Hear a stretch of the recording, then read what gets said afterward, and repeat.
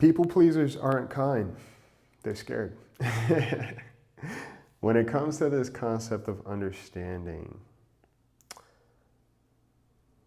what people pleasing actually is not kindness, is not care, it's actually a fear of rejection. Okay? And a lot of times we need to understand that people pleasing is manipulation, it's a form of control. Right? And we hear manipulation and we're like, oh, that's bad, that's devious, that's dubious. But manipulation can be a few things. Right? Think about how when you put water into a freezer, right, and it turns to ice, that's manipulation of the conditions of the water to change it to something else. Same thing happens when we are in relationships and people pleasing. Not to say that people pleasing is okay, right? Because a lot of times there are people who say, well, I'm just trying to, do right by people and care about them. Well, be honest. Right? People pleasing looks like trying to be everything to everybody else. And sometimes we need to realize that when we are people pleasers and we move in that space, we run the risk of compromising other relationships because we deem to be liked so much. Right? Like I said, the goal in life is to not be liked by people you cannot trust. And if you're a people pleaser, a lot of times you are running on this idea, well, everybody has to like me. And a lot of times we don't even like those people. We just like the idea of them liking us, right? It's temporary gratification, it's junk food. But people pleasing can be so insidious. Why is that? Well, because you start to become resentful.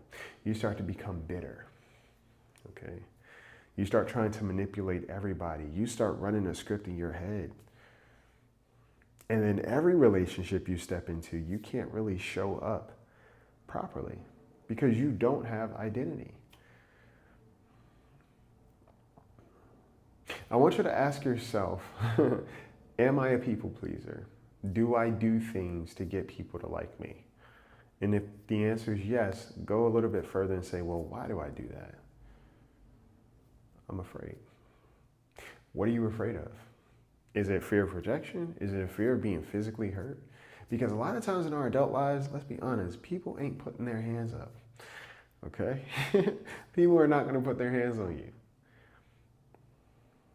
And if that's what happened to you as a child, you have to remind yourself, I'm in a different space altogether and I'm with different people, okay?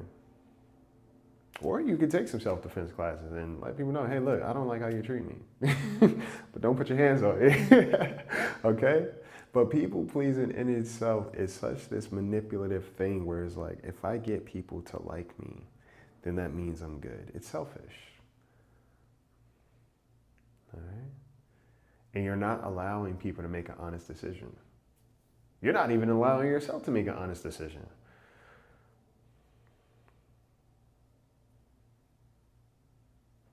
When we are people pleasing, the one person that we need to please, we dismiss ourselves.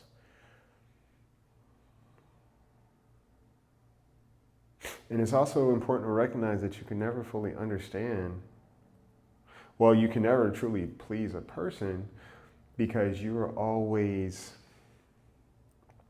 doing too much to kind of anticipate their needs or proactively do something. And sometimes we get upset, right? It's like, well, I did all this for this person, right? I showed up and I was everything to them and I got nothing in return. Okay, so it was a transaction. Again, this is not to say that you can't have expectations of your relationships, but it's important to understand what those expectations are and what your standards are. A lot of times we say we have standards in our relationships, but we can't even meet them. And a lot of times they are over glamorized expectations. And sometimes we got to realize when we talk about how much we do for an individual, they can easily say, well, I didn't ask you. And in some instances, that's true. Did you do those things because you wanted to take care of that person, or did you do those things because you were hoping that person liked you in return? And be honest with yourself. You don't have to be honest with me, okay? Be very honest with yourself. What was I doing it for and who? Because yeah, it does feel good to show up for people and take care of people. But one of the things I realize is when it comes to genuinely looking out for people, sometimes you don't even remember that you did it. It's just like, oh yeah, That was an opportunity to take care of this person, even a stranger. I was able to do it, so I did it. And then you think back on it, and like, damn, I'm glad I was able to. Right? I hope it took care of them. Right? It's not, hey, I hope they like me now. I hope they think I'm a good person. You know, sometimes I see it on social media too, where there's this false idea of altruism, even, where we want everybody to see how charitable we are. And why is that? Even that can be a form of people pleasing.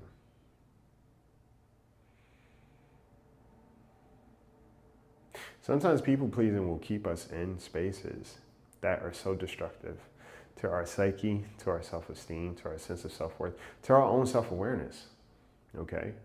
And then we start to abandon ourselves. And we start saying, well, all this I did for this person. Well, why did you continue to do it if you recognize that they were not treating you properly? In order to be a people pleaser, a lot of times you have to be willing to sacrifice and dismiss your own feelings, your own value, to be present for somebody else. And sometimes if people recognize that you are a people pleaser, they too can take advantage of that. Right? I know this person is going to give me whatever I want. They are going to adjust to whatever I throw at them, so there's no need for me to change.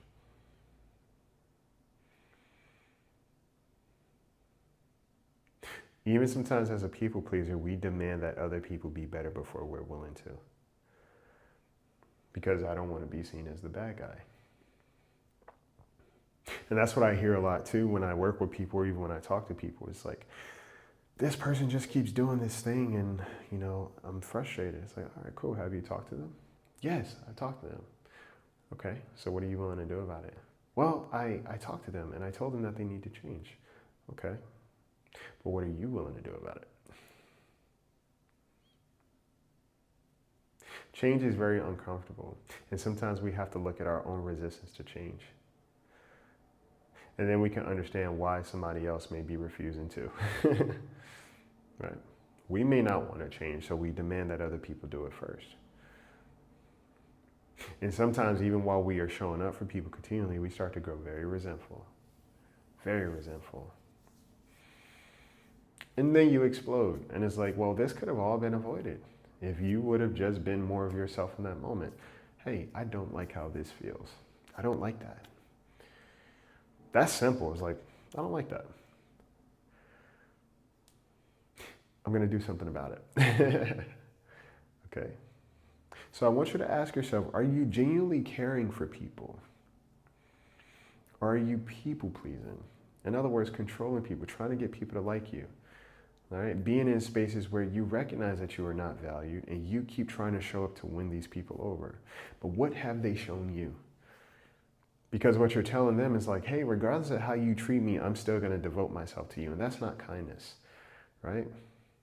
There's a difference between kindness and niceness. I always say niceness is based on necessity because people are nice until they don't get what they want. Kindness is character, which means that it's a little bit more consistent. And a kind person can also have firm boundaries. A kind person can be angry. A kind person can reevaluate a relationship. A kind person can stand 10 toes and say, hey, I don't like how you treat me and I'm not going to continue to be here. That's kindness. So ask yourself, what am I practicing lately? All right, am I posturing? Or is this actually truly who I am? Take care of yourselves. Take care of each other.